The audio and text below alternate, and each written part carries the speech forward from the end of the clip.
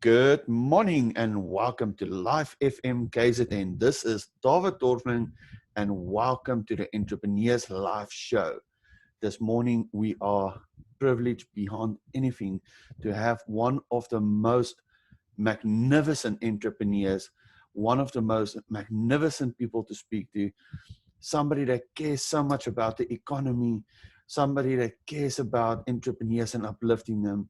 I would love to welcome to the show Dean Fegen to the show, and it's an absolute honor and pleasure to have you, my friend. How are you doing this morning? David, thank you. I'm good. Thank you for the welcome. I think you're humbled by the introduction. Yes, I'm doing very well. Thank you. Oh man, it's a biggest pleasure. Dean, I want you to tell us who you are. Where did you come from? Where are you going? Can you tell us where you grew up? A little bit more about yourself? Just what you feel like sharing, my friend. All right, lekker. Thanks, David. Yeah, I'm born, bred, and made in SA, but I think that's the first part of who I am. From where I come from perspective, I've traveled quite a bit as a youngster locally. I first was born in the south of Johannesburg.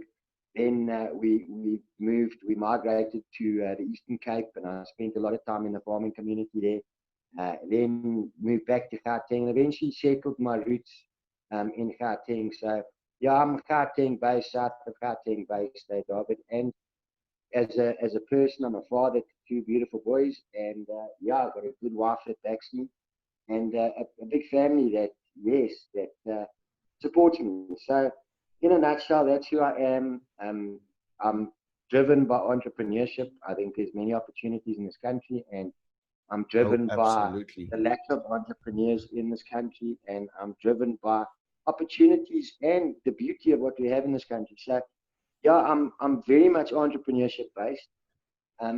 Come from a corporate background, working with multinationals. I cut my teeth with ABI selling Coca-Cola. Oh wow! So yeah, I've traveled a bit in terms of work-wise, and I've settled my roots in mining. The last over a decade, I've spent in mining. Where I initially started running a family business, which has been involved in mining for 30 years. And I learned a lot there. And since then, yeah, I stayed in mining, focused on innovation, focused on opportunities within manufacturing and mining and innovation in South Africa. Tried as hard as I could to promote the brands and the products that we've created through various platforms. Spent a lot of time at the Branson Center of Entrepreneurship, just trying to hone my skills and sharpen the sword, So normal human being, hardworking person, who just wants to put food on the table and make a difference, David? That is absolutely beautiful. One thing that I've learned when I spoke to you from the very first time is humbleness. A lot of entrepreneurs and business people, when you speak to them, they've kind of lifted themselves above the rest. And this is absolutely humbling. I mean, we will share with the listeners just now a little bit more about what you're doing and how you're doing it. But it's so humbling just to hear a person of your stature, if I can say it like that, just being humble, flat to the ground. Now, I would like to know something. Seeing that you were in the Eastern Cape. Now, I know the Eastern Cape because I come from KwaZulu-Natal. I know the areas and stuff. You say it was a little bit of farming. Now, obviously, the farming is what brought you more to your mining side, if I'm correct. But before we ask that, where did you grow up, or where did you stay in the Eastern Cape? Which area were you there? Because that's such beautiful land and such wonderful people. Yes, I stayed in a place called Haga. Oh my! In between, it's if you know Carmouth or the Car River. Yes. It's just past Carmouth in a sense. So yeah, I stayed there and I grew up on I spent a lot of time on a farm there, riding horses, milking cows, slaughtering chickens, shooting catties. Yeah, you know how it goes, you youngster. Yeah, probably one of the best times, or part of the best times of my life, was growing up on the farm. You know, I think, Oh, beautiful. you get to deal with different cultures. You grow up with different cultures. You get to learn to speak a different language. It's awesome. I can't Oh say my. it's something I ever wanted to do. Now that's quite interesting. And tell me, how many languages can you speak? Well, English and Afrikaans are the two main languages I speak, and my grandparents spoke IsiXhosa very fluently. So Wow. in terms of a lot of the vernac, I understand it. My staff, they speak Zulu, but it's very close. So I can understand it.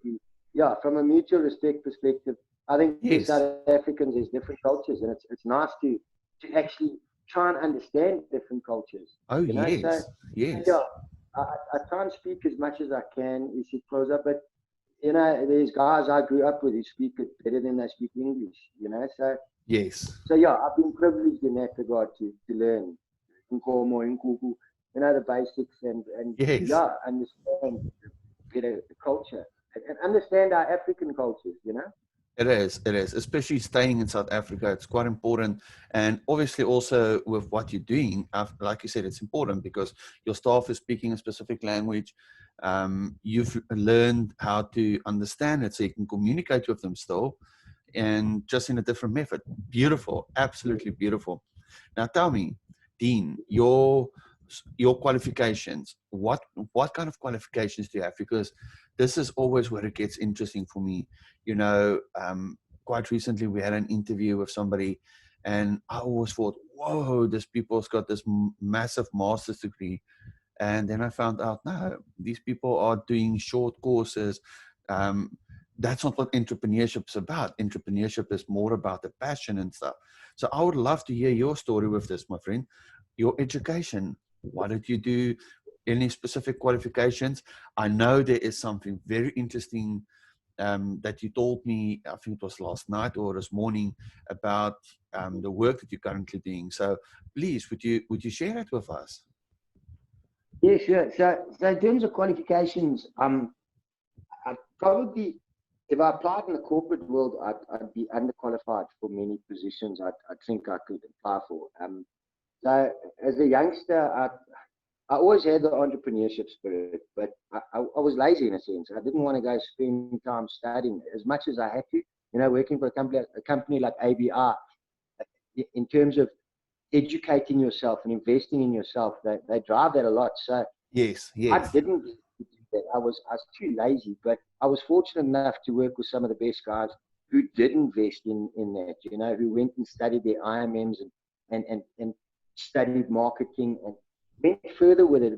And I was fortunate enough, my passion got me as far as I could, but I was fortunate enough to surround myself with solid people who did study. And in that regard, when I put my energy into learning from them, I made sure that it was constructive learning. So from an education perspective, matric is the highest grade I had, with Okay. woodwork being my worst, ironically, woodwork being my worst marks. So, so yeah, you know, the rest of it has been self-taught, learning, studying books, studying people, trying to understand economies, trying to understand what makes businesses and what makes people tick and what makes life tick. And yeah, you know, from an entrepreneurship perspective, a lot of times we're driven by the why or the need to Yes. want to start something. We Yes. know there's a fire that burns inside of us. But as you go along, you know, you've got to try and sharpen the saw in many aspects. And yeah, so education, dalk is like a domkop. No, yeah, I haven't got very far in terms of getting degrees or diplomas or anything like that. It's just been hard graft, applying myself in the right ways, and not, you know, I think a big thing for me is not trying to, I want to be the best at what I do, but there's so many aspects in entrepreneurship that Yes. you really can't. So if you Yes. focus on the fundamentals and your energies in the fundamentals, you can grow from there. And yeah, that's been the beauty, you know, in terms of the products we do, in terms of the stuff we do as well. As I say, I think I got an H for work. Terrible. And yeah, we've designed a hammer. We innovated a hammer where it's in a Oh, book yes. on South African inventions called What a Great Idea. So we've been privileged, I think blessed in a big sense that, yeah, our passion has opened doors for us, and our faith has kept us going, David. So, yeah. Man, that's beautiful. That's absolutely beautiful. Now, before we go into your entrepreneur side, I just want you to share with the people what you told me this morning. That specific machine that you're working with at the moment, what do you call that position, or that how do you say it? What you're doing? I don't know how else to say it, but it just Yeah, drew my attention. yeah, it's they call it rock breakers. So another name for it is hydraulic hammers. So in the KZN area, you've got a lot of aggregates that's being crushed Yes, and broken down, and there's yes. quarries. So a lot of the times you'd find that equipment at the end of excavators. And what they do is they'd break oversized rock essentially down to smaller rocks, or they'd be used in construction, demolition. So that rock breaker in itself is what we specialize in. And the one you see is it's a monster. It's a 7-ton rock Yo, breaker. yo. It's, That's it's massive. massive. Yeah, so Yeah. you've got a privilege. Instead of breaking somebody's head, you can break rocks. You can take your frustrations and go and break rocks. Oh man, I want to come and join you. That sounds so fun. That's only one lack of privilege. The other one is the polyhammers. We get to hammer those things often. So yeah, Ooh. there's never a shortage of, if you're angry, getting your frustrations out of the things we do. No, they're big boys' toys, though, David. And Oh our man. economy is just like big boys' toys, mining, construction. Yes. And I'm blessed. My family back in the late 80s, they were engineers. My dad and my family all come from an Oh wow. artisanal perspective. So, fitters, turners, mechanics coming from a Excellent. labor background. And yeah, they my dad's brother started the business, and I was more caught up in the corporate world, fancy cars and yeah, and I didn't worry too much about mining until eventually I got involved. I knew what it was, and it was back in 2000.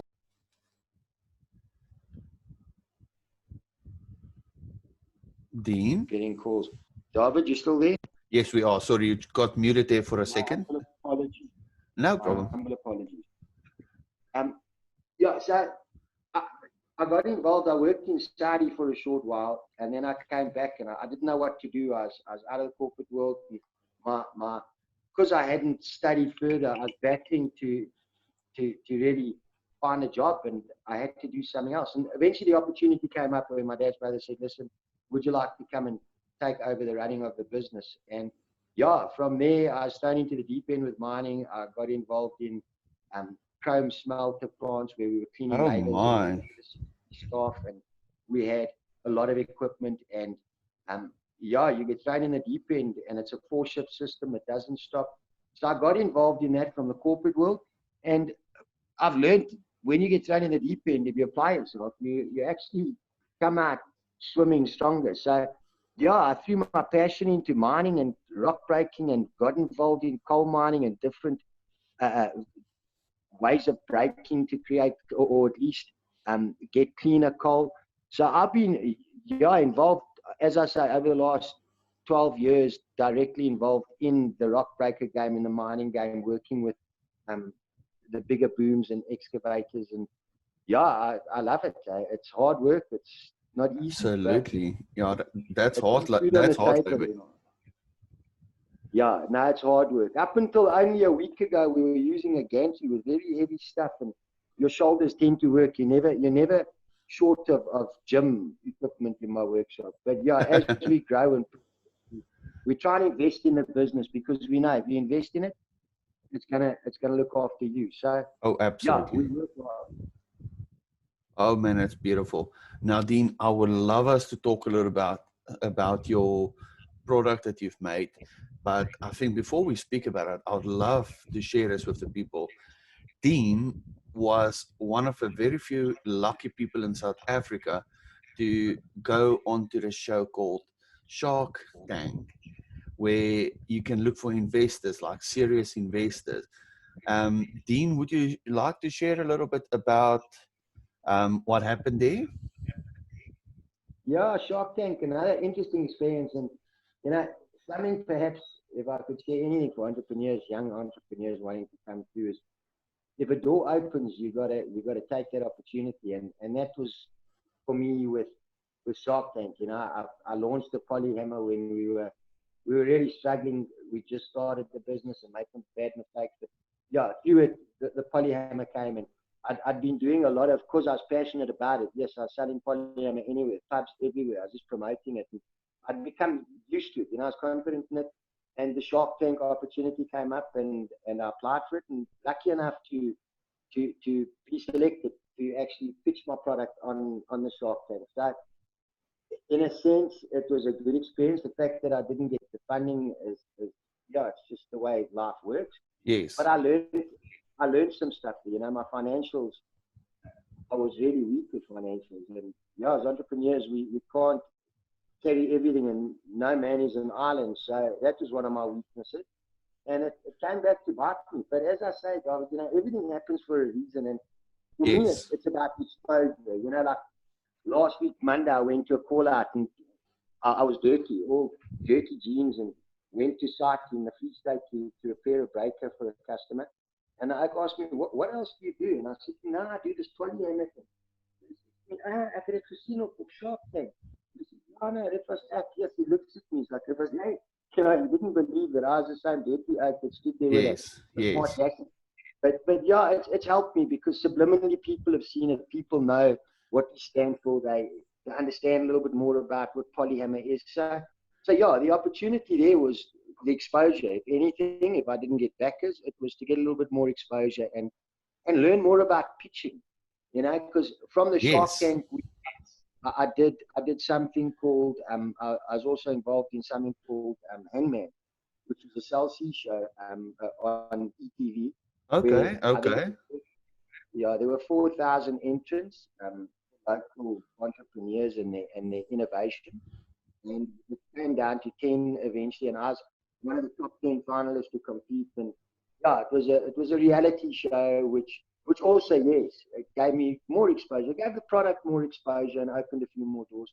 So everything, every step you take, it helps you learn a little bit about the next step. So yeah, I was fortunate enough to do Hangman, and I was fortunate enough and blessed enough to be able to present my product on the Shark Tank. Oh man, that's excellent. Now, Dean, tell us a little bit more about your Polyhammer, because this is something that caught my attention. I remember watching Shark Tank that night, and I said to my wife, wow, this is something that you don't see every day. This is a unique, needed product. Please tell us all the details. What is it about? What did you do? Just go mad. Share with the people. Yeah, David, Polyhammer it's being in mining, getting involved in mining. Somehow, even when I was at school, I was always looking to try and come up with inventions or innovations or something like that. And being involved in mining and with rock breakers, there's a need for copper hammers. You've got to hit certain delicate parts that you can't damage. But the problem with copper is it's very, very expensive, and a couple of other so the expensive part and the high theft part of it are two benefits or two opportunities and gaps in the market. So it was in 2011 I bought a polyurethane plant, and I knew very little about polyurethane. But I saw, when I bought the plant from these two gents that retired, they were retiring, I saw this hammer, and I liked it, and I said, wow, this is now an opportunity. Perhaps we can look at making hammers and compete against copper. So long and short, we made the Polyhammer, the first one, a 4-power, and the whole objective there is to replace copper in mining because of the high cost element, the theft element, and then there's also certain safety concerns. But innovation is about doing something different and creating, let's say, unique benefits to a product that you can compete. And the Polyhammer, our main focus is that the handle never breaks. We give a lifetime guarantee on that. But in a sense, it's there to replace copper. So the handle we've had SANAS tested, and yeah, we pride ourselves on that. But I said to the lab, take these hammers and destroy them. And you do a pull test and you do a bend test. And on the pull test, the requirement is like 9 kilonewtons, no failure. And we went up to Wow. 54.7 kilonewtons. So, yeah, we far exceeded what the requirement was. On the bend test, we went over a ton, and it says the handle doesn't break. So that for us is one of the unique selling points, and that's what we do as entrepreneurs. We try and find a niche market and tap into that with features and benefits. So that's the strong point of it. But the key to it is to replace copper. And yeah, we've had a Wow. lot of people try and break them. They don't damage. It's no sparking. It's no chipping. It's no denting. So in the industrial sector, in the mining sector, those guys that know it should be using it, and people are starting to convert to it, which is great for us. So thanks to the support. But yeah, it's a beautiful product, and yeah, a lot of times I feel like I echo the same message all the time, but it's the same. You know what it was 6 years ago. It's the same product today. A little bit more developments, and we've increased the range from where we started at a 4 pound. We've now got a 1, a 2, a 4, a 5, a 6, an 8, a 12, and a 16 pound, and Oh my. they're all different. You know, our bigger hammers, the tire industry loved them. We got replaceable heads. So once the face is worn, you take the head off, you put a new head, but the hammer in itself is still there. So long term, we want to see how we can save consumers money and they can Yes. invest it in other places, hopefully with South African people and product. Yeah, that's quite excellent because end of the day, being an entrepreneur is being a disruptor, somebody that can change the market, save people, or bring a solution to a specific problem. So that's magnificent, my friend. Absolutely magnificent. Now, tell us a little Yes, bit more. thank you. If people want to learn more about your product, specifically the Polyhammer, where can I go and have a look at it? Where can I read up about it? Where can I contact you on the Polyhammer? Um, in terms of finding out more about the product, we got a website, www.sapolyhammers.co.za, Polyhammers plural. And then we got a Facebook page as well, SA Polyhammer Made in SA Book, because it's made in SA Book. So we got that. From a distribution point of view, we've been blessed. People can buy them from Bearingman Group, BMG, industry, more industrial related, from Ardendorf, um, in the wheel industry, Patch Tech, Oh, wow. and Wheel Quick. So we've got a nice national footprint, and you'll find, if you're looking, you'll find them at those outlets. And yeah, support is always welcome, especially when South Africans are supporting South Africans. So yeah, that's the Polyhammer. Okay, just give us that website again, please. All right, it's www.sapolyhammer.co.za. Now, that's quite excellent. Now, Dean, something else I would love to touch on. I know I'm one of your members on this group, and I would like you to tell the people about your Facebook group that you've got and your whole concept behind it, why you're doing it. Is there a specific reason why you're doing it? What's your aim? What's your goal? How can the public support you and help you with that? Yeah, David, thank you for the opportunity to even discuss that. Yo, yo, you got me a bit emotional now, because yeah, that is the hard to. But in a sense, Maiden SA Book is about supporting South Africans. You know, if I look at our population, we're fairly small compared to other populations, the likes of China or the likes of India, 1.4 billion people. We're a small population, but we've got a Yes. beautiful country, and we've got so much potential within our country, you know. And it's very sad seeing every day coming to work, you're seeing people unemployed. You're seeing people struggling. How many people living below the poverty line? Over 50% before COVID, you know, now post COVID, over 3 million jobs lost. And it's something that's been happening for a very long time. So getting involved in industrialism as it is now, engineering and mining and manufacturing, I look at it, and I've come from difficult times, but I want to win. And there are a lot of other South Africans like that too. It's just the opportunities they need, you know. And made me say, but is simply something I drive to say, let's support local manufacturing businesses. Number one, we don't have that many anymore, and we're importing from other countries. Yes.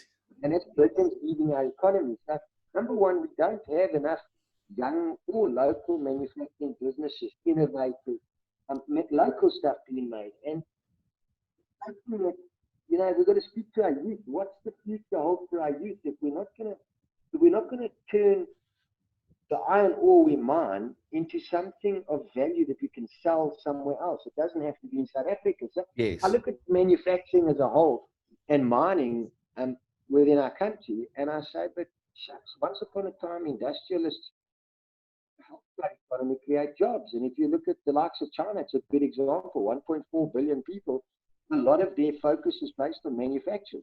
If you look at South Korea, a lot of their products, emphasis is placed on manufacturing. If you look at the way India is going, you know, it's all manufacturing and labor-related businesses. As much as we're moving to the next step of AI, you know, the fourth industrial revolution, and I think it's important for us to go back to the fundamentals and understand industrialism. And industrialism is not just X and Y axes and robots doing your stuff. Correct. There's a lot more to it. It's about sweeping the floors and apprentice, you know, it's about learning how to weld, learning how to grind, learning how to turn a piece of steel into something of value. And there's a need for it within our country. And I'm not educated enough to maybe perhaps understand it all, but if I look at a gap in the market and I look at the need to create employment, why don't we manufacture and support local manufacturers more? You know, and support doesn't just come from the upper echelons, I think, from big guys saying, yes, tenders and you're going to do thousands, because you've got to crawl before you can walk, and you've got to look for gaps in the market and get support from people who understand industrialism to say, this is the next step you should take and this is where you should go. So I just think, you know, back to the old adage, if you give a man a fish, you feed him for a day. If you teach a man to fish, he teaches himself for a lifetime. So yeah, based on that, I look at it and I say, where are the opportunities for our country? Where are the opportunities to reduce unemployment and poverty? And it lies with the smaller, young, or even one-man entrepreneurs who are trying to sew face masks or make, or, you know, it doesn't necessarily just start with big businesses, but supporting little businesses, supporting local businesses.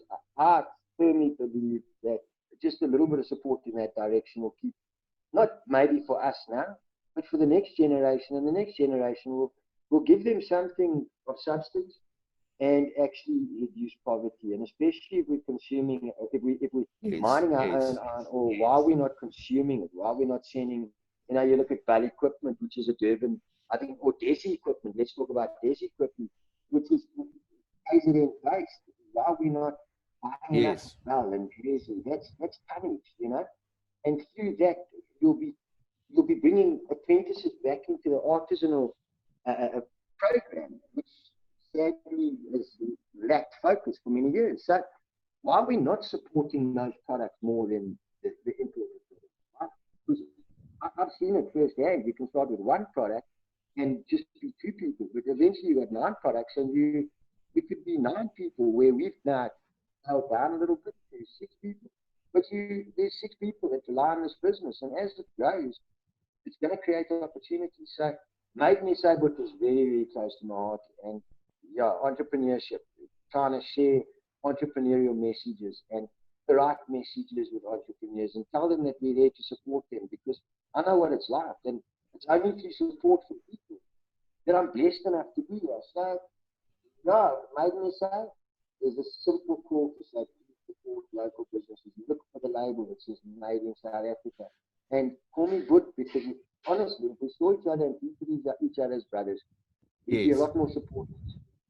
And Bud is South African. It's not copied. It's not fake. It's South African. It's purely South African. Yeah, I started it. Yeah, I started 7 years ago, and we have a golf day every year.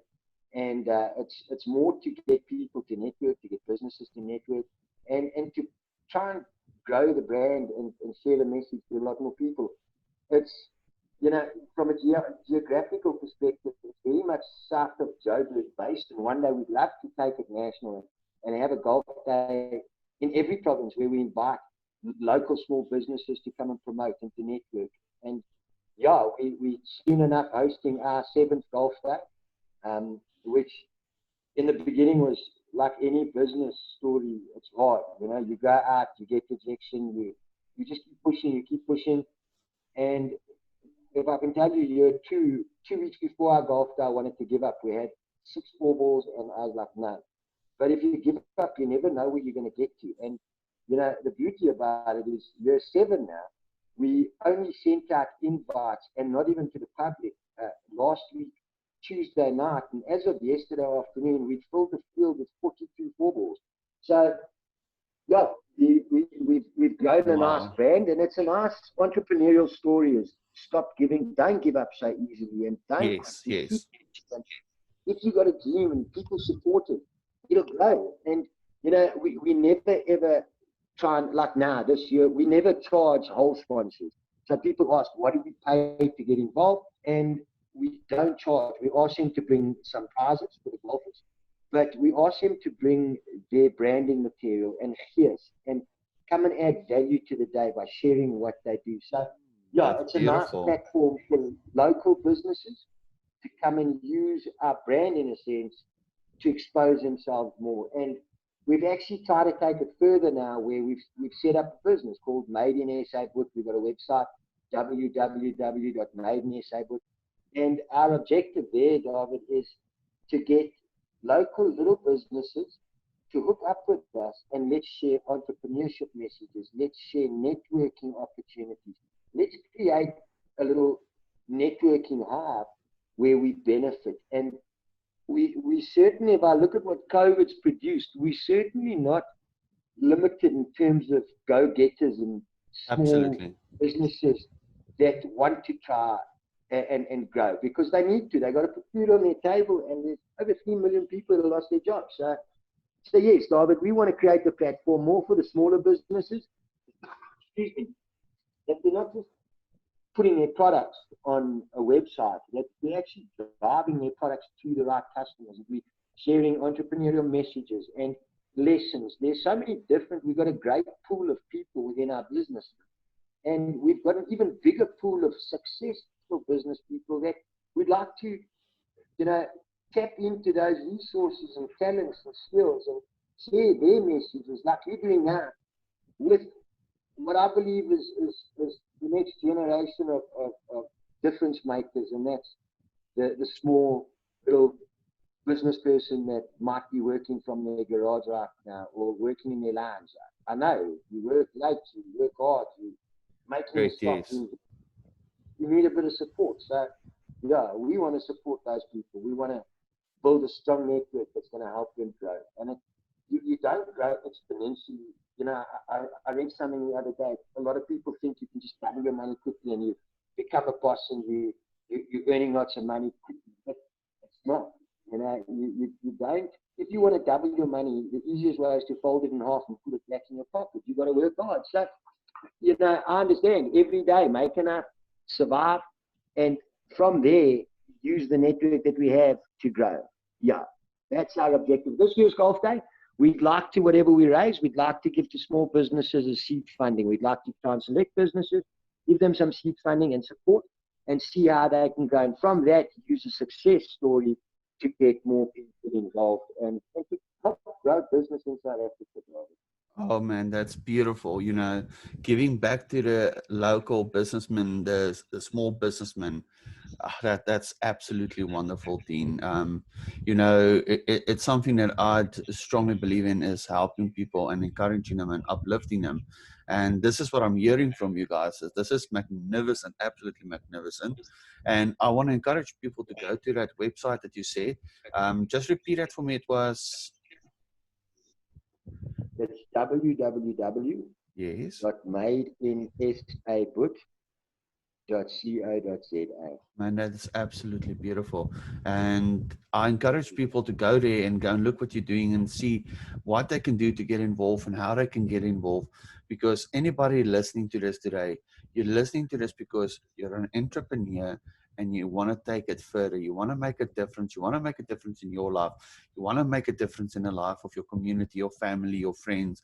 This is where you go. We need to support each other. We need to work with each other. You know, it's true what you're saying. You know, there's so many South African-based companies that's really wonderful, that's brought out some of the best, magnificent products that's going all over Africa, all over the world.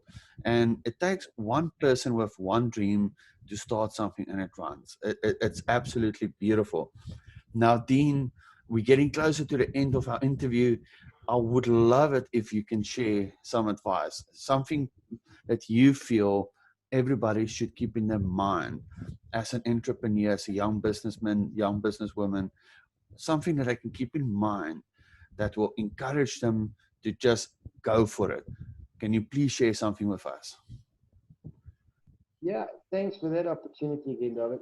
You know, if there's anything I can share about entrepreneurship is if you know what you're looking for and you have the passion and the drive to get there, you're gonna face challenges no matter who you are. You're a human being, we're human beings, and you gotta constructively criticize yourself and learn from your mistakes, but never ever give up. Never keep pushing. And it's, you'll see these motivational stories, but it's the truth. You'll only find out once you get the doors are going to open. You got to keep pushing. You got to learn. Don't stop learning. Ask people questions. Don't, put pride in your pocket and ask. If you're not sure of something, ask. If you want to learn, learn. But we've got a lot of talent to tap into within this country, and lots of opportunities where you can YouTube and you can follow good entrepreneurs and you can leadership. If I can give any advice, it's a book that I almost, yes, I love because it taught me a lot. It's a book not by a local, but by a gentleman called Stephen R. Covey, and it's a book called 7 Habits of Highly Effective People. And yes, if I could recommend anything, it would be to get your hands on 7 Habits of Highly Effective People and understand there's just certain principles that if you follow, you're going to get there eventually. And if I could share the habits without taking too much time, but go for it. One of the first ones is begin with the end in mind. It is the first. Begin with the end in mind. And that's a great story for entrepreneurs, because if you know what your end in mind is, you're going to push, you're going to keep pushing, you're going to get knocked down, but you're going to get straight back up because you know what your end goal is. So begin with the end in mind is something I love. Then, seek first to understand before you could be understood. It's another great lesson out of that. Sharpen the saw, synergize, put first things first.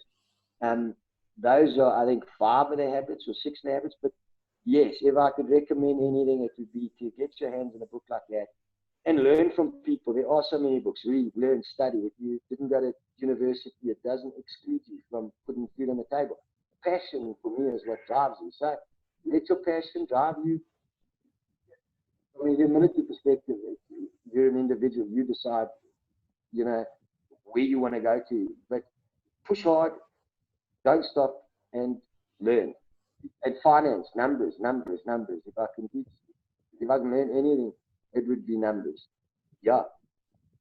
Oh man, that's absolutely beautiful, Dean. And it's so true. When you start up, you need to know where you're going. You have to have direction. It doesn't matter who you are or what you are. If you go with a plan and you know what you want to achieve, it becomes a goal. And as soon as you put dates to it and you start putting thought to it and action to it, your goal becomes an action plan and it starts running and you start building it. And it's true what you say. It doesn't matter what your qualification is. Some of the best guys in the world have dropped out of college. Some have dropped out of university, but yet they went on to become multi-billionaires. It's all about your passion and your drive and the move forward and what you are going to do to achieve what others are not willing to do?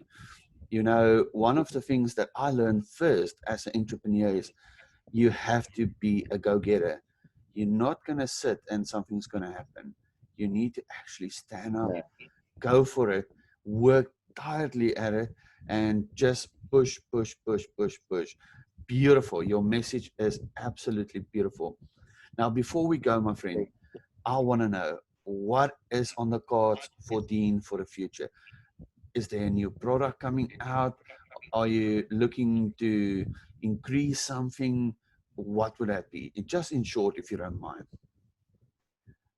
Yes, David, I'm working on one or two things, but procrastination is also, at this point in time, the intention is there, but we've been blessed in the sense that our core businesses are too much business. But I've made some new molds and some nice new products, local, innovative products where people have said there's a demand, there's a need. Yes, I'm trying to tap back from putting my focus on everything. I want to more focus on the foundation of my business, ensuring that the foundation is solid, and that's very important to me. Is just sharing once before we grow any building. It's you've got to make sure the foundation is set. A lot of times I see, if I could say quickly, is that people would demolish your house and develop clusters of townhouses within the space of 3 months. The problem is after a year or 2 years, you find that the cracks start forming, and it's a good business lesson. Is you can't speed up the process. No matter what it is, let the foundation set. Once your foundation is set, and that's right, you can build. You can start putting brick to brick, and then you can start building up. So, yeah, I'm focused more on the fundamentals of my core business right now, and ensuring that I can deliver top class service and timing and products to my customers. So yeah, I don't want to dabble too much in too many things, but certainly from a social perspective and a maiden is able perspective, that's where a lot of my energy will go into. Not innovation at this point in time, but more growing and helping other innovators through our platform. That's where I want to put most of my energy after. Oh man, that's excellent. So going from being just focused on building a product to becoming a trainer, which is one of the most important parts of the entrepreneur's journey. Because the day that you put your head down and you haven't given your knowledge over to somebody, you've actually had a wasted life. So Dean, that's absolutely, absolutely beautiful. I would love to thank you for being on our show today. I'm encouraged, I'm inspired, and I just feel like I want to go out there and go and chase my dreams even harder. So Dean, we would love to thank you for being here, my friend. It's been an absolutely true honor to have you. May you grow, may your groups grow, may your business grow, and may you keep on being such an inspiration like you already are. It's a true pleasure to know you, my friend, and I hope everybody enjoyed this. Dean, you must have a lovely day, my friend. Robert, thank you very much. Thank you. If I can say anything while I got this opportunity quickly is to say thank you for supporting the Facebook page and reaching out to me and connecting with me and building a relationship with me. So I want to say thank you very much. And I hope that we grow and we can make a difference together, David. So, and I wish you all the best in this role you have now. And yeah, I wish. So, Robert, I can only say thank you to you more than you thanking me. So thank you very much. I'm humbled and I'm honored to have this opportunity. Thank you very much, Dean. I appreciate it. Listeners, we thank you for listening today, and tune in tomorrow for yet another awesome Entrepreneur's Life journey as we learn from the best of the best in our country and see what they do, how they do, and why they are making a difference. This is David Dorfman for Entrepreneur's Life Show. Goodbye.